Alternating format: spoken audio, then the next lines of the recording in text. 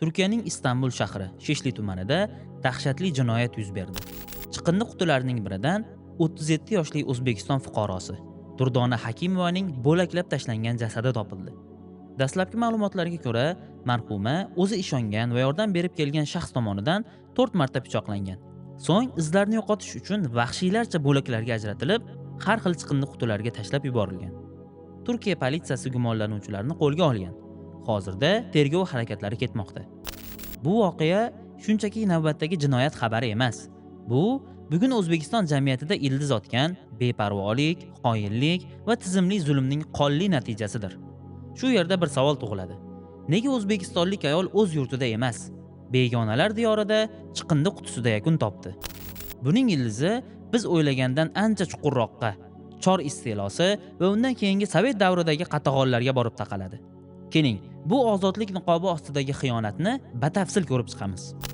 1927-yillardan boshlab SSR hukumati O'rta Osiyoda, xususan O'zbekistonda qo'shtirnoq ichidagi ozodlik degan harakatni boshladi.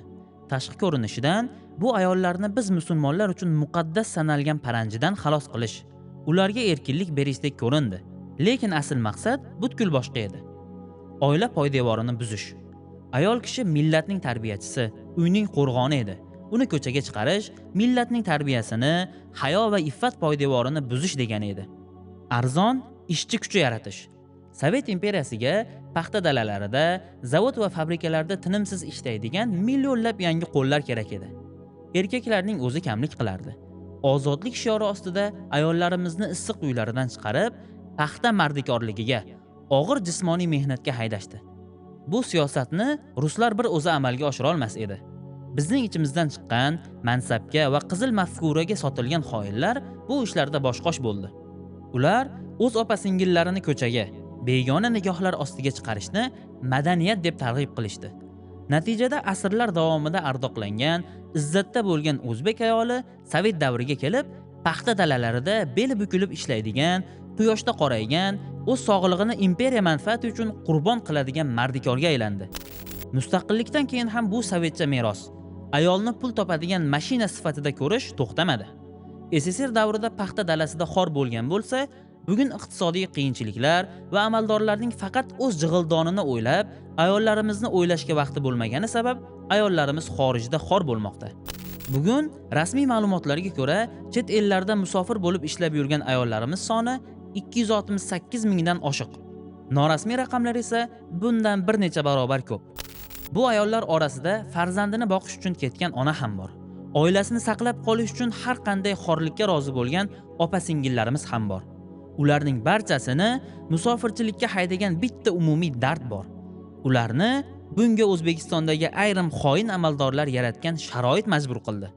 Vaholanki O'zbekiston oltini, gazi, mis va urani bilan dunyoni ta'minlay oladigan davlat.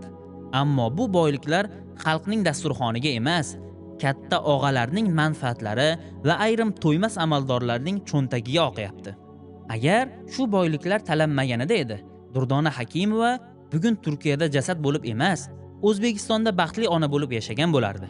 Agar adolat bo'lganida edi, ayollarimiz Dubay va Hindistonlarda xorlik izlamas, erkaklarimiz rus ko'chalarida qul degan haqoratni eshitmas edi.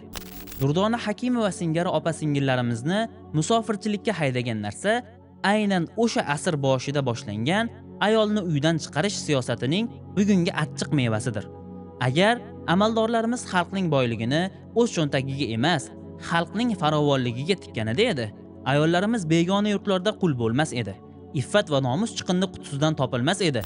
O'zbek ayoli o'z uyida, farzandlari davrasida malikadek yashagan bo'lar edi. Istanbuldagi chiqindi qutisida yotgan jasad faqat bir ayolning fojiasi emas. Bu o'sha SSR davridan qolgan ayolni mardikor qilish siyosati va bugungi xoin amaldorlarning beparvoligining qonli xulosasidir.